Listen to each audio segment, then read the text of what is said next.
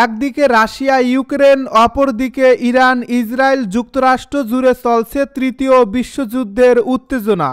আর এরই মধ্যে আমাদের হাতে এসেছে গুরুত্বপূর্ণ আপডেট, আন্তর্জাতিক সংবাদ। শুরুতেই থাকছে এবার ধ্বংসের পথে ইহুদিবাদী ইসরায়েলি গোষ্ঠী। এবারে জানিয়ে দিব ইরানের শক্তির কাছে পরাজিত ইসরায়েল। আরও জানাবো তৃতীয় বিশ্বযুদ্ধ যে কোনো সময় শুরু হতে পারে ডোনাল্ড ট্রাম্পের হুঁশিয়ারি। এদিকে মা ও 2 শিশুসহ 4 জিম্মির মরদেহ গাজা থেকে ইসরায়েলে ফিরল। সব শেষে জানিয়ে দিব পারমাণবিক অস্ত্র বহনে সক্ষম ICBM উৎক্ষেপণ করল যুক্তরাষ্ট্র। শুনছিলেন হাতে পাওয়া গুরুত্বপূর্ণ আপডেট সংবাদের শিরোনাম, এবারে বিস্তারিত। তবে তার আগে অনুরোধ রইল ভিডিওটিতে একটি লাইক দিন এবং কমেন্ট করে জানিয়ে দিন ভিডিও সম্পর্কে আপনার মূল্যবান মতামত। আরও জানিয়ে দিন ভিডিওটি কোথা থেকে দেখছেন বা কোন জেলা থেকে দেখছেন। এবার ধ্বংসের পথে ইহুদিবাদী ইসরায়েলি গোষ্ঠী। মধ্যপ্রাচ্যে ক্রমবর্ধমান উত্তেজনার মধ্যেই ইহুদিবাদী ইসরায়েল এখন ধ্বংসের দ্বারপ্রান্তে পৌঁছে গেছে। একের পর এক সামরিক ও কূটনৈতিক ব্যর্থতার কারণে দেশটি এখন ব্যাপক চাপের মুখে। বিশেষ করে ইরান, হিজবুল্লাহ এবং ফিলিস্তিনি প্রতিরোধ সংগঠনগুলোর লাগাতার আক্রমণে ইসরায়েলের নিরাপত্তা ব্যবস্থা দুর্বল হয়ে পড়ছে। সম্প্রতি ইরানের চালানো পাল্টা হামলাগুলো ইসরায়েলের সামরিক শক্তিকে প্রশ্নবিদ্ধ করছে। ইরানের শক্তিশালী ক্ষেপণাস্ত্র হামলা এবং হিজবুল্লাহর স্নাইপার আক্রমণে ইসরায়েল বড় ধরনের ক্ষতির সম্মুখীন হয়েছে।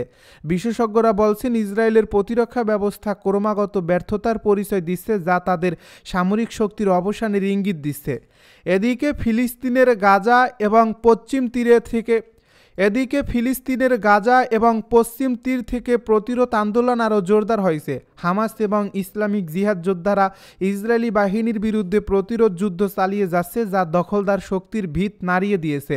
সাম্প্রতিক এই সংঘাতে ইসরায়েলের ভেতরেও আতঙ্ক ছড়িয়ে পড়ছে, যেখানে বহু বসতি স্থাপনাকারী নিরাপত্তাহীনতায় ভুগছে। রাজনৈতিক দিক থেকেও ইসরায়েল গভীর সংকটে পড়েছে। প্রধানমন্ত্রী নেতানিয়াহুর সরকার অভ্যন্তরীণভাবে ব্যাপক সমালোচনার সম্মুখীন। সামরিক ব্যর্থতা, অর্থনৈতিক সংকট এবং আন্তর্জাতিক চাপের মুখে তার জনপ্রিয়তা ব্যাপকভাবে হ্রাস পাচ্ছে। ইউরোপীয় ইউনিয়ন সহ বিশ্বের বিভিন্ন দেশ এখন ইসরায়েলের নীতির বিরুদ্ধে সরব হয়েছে, যা তাদের কূটনৈতিকভাবে আরও দুর্বল করে তুলছে। ইরানের শক্তির কাছে পরাজিত ইসরায়েল। মধ্যপ্রাচ্যে নতুন করে উত্তেজনা সৃষ্টি হয়েছে, যেখানে ইরানের ক্রমবর্ধমান সামরিক শক্তির সামনে ইসরায়েল দুর্বল হয়ে পড়ছে। সাম্প্রতিক হামলা ও পাল্টা হামলার পর ইসরায়েলের সামরিক বাহিনী ব্যাপক চাপে রয়েছে। ইরানের আধুনিক অস্ত্র, কৌশলগত মিত্রতা ও প্রতিরোধ শক্তি ইসরায়েলের প্রতিরক্ষা ব্যবস্থাকে ব্যর্থ করে দিচ্ছে বলে বিশেষজ্ঞরা মনে করছেন। বিশ্ব গণমাধ্যমগুলোতে প্রকাশিত তথ্য অনুযায়ী ইরানের বিপুল সামরিক সক্ষমতা ও ক্ষেপণাস্ত্র শক্তি এখন ইসরায়েলের নিরাপত্তার জন্য বড় হুমকি হয়ে দাঁড়িয়েছে। বিশেষ করে ইরানের তৈরি দূরপাল্লার ক্ষেপণাস্ত্র ও ড্রোন প্রযুক্তি ইসরায়েলের প্রতিরক্ষা ব্যবস্থায় ফাটল ধরিয়েছে। এর আগে ইসরায়েল দাবি করেছিল যে তারা আকাশ প্রতিরক্ষা ব্যবস্থার মাধ্যমে যে কোনো আক্রমণ প্রতিহত করতে সক্ষম, তবে সাম্প্রতিক সংঘাতে তা কার্যকর হয়নি। বিশ্লেষকেরা বলছেন ইরান এখন শুধু আঞ্চলিক শক্তিই নয়, বরং বিশ্ব রাজনীতিতেও গুরুত্বপূর্ণ প্রভাব বিস্তার করছে।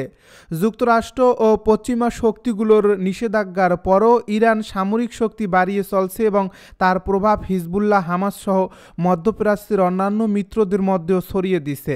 এতে ইসরায়েলের সামরিক অবস্থান দুর্বল হয়ে পড়েছে।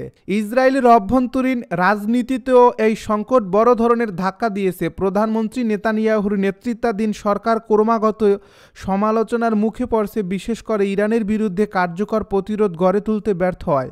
বিশ্বের অনেক দেশ এখন এই উত্তেজনার দিকে নজর রাখছে, বিশেষ করে মার্কিন যুক্তরাষ্ট্র ও ইউরোপীয় ইউনিয়ন এই সংঘাত কিভাবে মোকাবিলা করা যায় তা নিয়ে কূটনৈতিক আলোচনা চালিয়ে যাচ্ছে। তবে ইরানের সামরিক শক্তির ক্রমবর্ধমান উত্থান ইসরায়েলের জন্য এক নতুন চ্যালেঞ্জ হয়ে দাঁড়িয়েছে, যা তাদের অস্তিত্বের জন্য হুমকি বলে মনে করা হচ্ছে। তৃতীয় বিশ্বযুদ্ধ বেশি দূরে ছিল না বলে হুঁশিয়ারি ডোনাল্ড ট্রাম্পের। মার্কিন প্রেসিডেন্ট ডোনাল্ড ট্রাম্প বলেছেন, তৃতীয় বিশ্বযুদ্ধ বেশি দূরে ছিল না। সাবেক ভাইস প্রেসিডেন্ট কমলা হ্যারিস যদি গত নভেম্বরে নির্বাচিত হতেন, তাহলে 1 বছরের মধ্যে বিশ্বব্যাপী সংঘাত দেখা দিত। বুধবার মিয়ামি বিচে সৌদি আরবের একটি প্রতিষ্ঠানে আয়োজিত অনুষ্ঠানে এমনটাই মন্তব্য করলেন বর্তমান প্রেসিডেন্ট ডোনাল্ড ট্রাম্প। তৃতীয় বিশ্বযুদ্ধ ঠেকাতে নিজের নির্বাচনী বিজয় গুরুত্বপূর্ণ ছিল বলে মন্তব্য করেন ট্রাম্প। তিনি নিজেকে শান্তি স্থাপনাকারী ও ঐক্যবদ্ধকারী হিসেবে উল্লেখ করে বলেন, তৃতীয় বিশ্বযুদ্ধ করে কারোর কোনো লাভ নেই, তবে আপনি তা থেকে খুব বেশি দূরে ছিলেন না। আমরা যদি আরও 1 বছরের জন্য এই প্রশাসন পেতাম, তবে আপনি তৃতীয় বিশ্বযুদ্ধে থাকতেন। এখন এটি ঘটতে যাচ্ছে না। গত মাসে পররাষ্ট্র মন্ত্রণালয় বিদায়ী ভাষণে তৎকালীন প্রেসিডেন্ট জো বাইডেন বলেছিলেন, তার প্রশাসনের সবচেয়ে বড় লক্ষ্য আছে বৈশ্বিক একত্রিত করা এবং ইউক্রেনকে রক্ষা করা, সেই সঙ্গে 2 পারমাণবিক শক্তিধর দেশের মধ্যে যুদ্ধ এড়ানো। বাইডেন ও কমলা হ্যারিস সহ তার টিমের সমালোচনা করেছেন ট্রাম্প। তিনি বারবারই বলে আসছেন, তার নেতৃত্ব থাকলে ইউক্রেন নিয়ে উত্তেজনা সশস্ত্র সংঘাতে রূপ নিত না।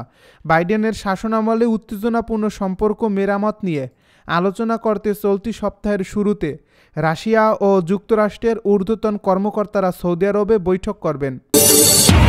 মা ও 2 শিশুসহ 4 জিম্মির মরদেহ গাজা থেকে ইসরায়েলে ফিরল। হামাসের হাতে জিম্মি থাকা 2 শিশু, মা সহ 4 জনের মরদেহ আজ বৃহস্পতিবার ফিলিস্তিনের গাজা থেকে ইসরায়েলে ফিরেছে। এর আগে সংগঠনটির পক্ষ থেকে জানানো হয়েছিল, উপত্যকাটিতে ইসরায়েলি বিমান হামলায় এরা জিম্মি নিহত হয়েছেন। ওই 2 শিশুর নাম কেফির বিভাস ও অ্যারিয়েল বিভাস, মা শিরি বিভাস। চতুর্থ যে জিম্মির মরদেহ ফেরত দেওয়া হয়েছে তিনি ওদেথ লিপচিতস। যুক্তরাষ্ট্রের সমর্থনে এবং কাতার ও মিশরের মধ্যস্থতায় গত মাসে হামাস এবং ইসরায়েলের মধ্যে সই হওয়া যুদ্ধবিরতি চুক্তির আওতায় জিম্মি মুক্তি দেওয়া হচ্ছে। বিপরীতে ইসরায়েলের কারাগারগুলোয় দিনের পর দিন আটক থাকা অনেক ফিলিস্তিনি মুক্তি পাচ্ছেন। ইসরায়েলের প্রধানমন্ত্রী বেনিয়ামিন নেতানিয়াহু ভিডিও বার্তায় বলেন, ইসরায়েলের রাষ্ট্রের জন্য বৃহস্পতিবার ভীষণ কঠিন একটি দিন, বিষণ্ণ একটি দিন, শোকের একটি দিন। বিবাস পরিবারের সদস্যরা 2023 সালের 7 অক্টোবর ইসরায়েলের কিবুতস নির ওজ এলাকা থেকে হামাসের হাতে জিম্মি হন। তখন কেফিরের বয়স ছিল মাত্র 9 মাস। জিম্মি করা হয় কেফির ও অ্যারিয়েলের বাবা ইয়ারদেন বিভাসকেও। পারমাণবিক অস্ত্র বহনে সক্ষম আইসিবিএম উৎক্ষেপণ করল যুক্তরাষ্ট্র। পরমাণু ওয়ারহেড বহনে সক্ষম নিরস্ত্র একটি আন্তঃমহাদেশীয় ব্যালিস্টিক ক্ষেপণাস্ত্রের পরীক্ষা চালিয়েছে মার্কিন সামরিক বাহিনী। প্রেসিডেন্ট ডোনাল্ড ট্রাম্পের বর্তমান শাসনামলে এ ধরনের পরীক্ষা এটি প্রথম। মার্কিন বিমান বাহিনী জানিয়েছে, গতকাল বুধবার ক্যালিফোর্নিয়ার ভ্যান্ডেনবার্গ স্পেস ফোর্স ঘাঁটি থেকে এ ক্ষেপণাস্ত্রটি উৎক্ষেপণ করা হয়। কর্মকর্তারা বলেছেন, 21 শতাব্দীর হুমকি প্রতিরোধ ও মিত্রদের আশ্বস্ত করতে যুক্তরাষ্ট্রের পারমাণবিক প্রতিরোধ নিরাপদ, সুরক্ষিত, নির্ভরযোগ্য এবং কার্যকর রয়েছে তা দেখানোর উদ্দেশ্য এই উৎক্ষেপণ করা হয়েছে। মার্কিন বিমান বাহিনী আরও বলছে, এই উৎক্ষেপণ বর্তমান বিশ্বের ঘটনাগুলোর প্রতিক্রিয়া নয়। আমেরিকা অতীতে 300টিরও বেশি এ জাতীয় পরীক্ষা চালিয়েছে। ক্ষেপণাস্ত্র পরীক্ষার বিষয়ে রাশিয়া, চীন বা অন্য কোনো পরমাণু শক্তিকে তারা সতর্ক করছে কিনা সে বিষয়ে মার্কিন কর্মকর্তারা কিছু বলেননি।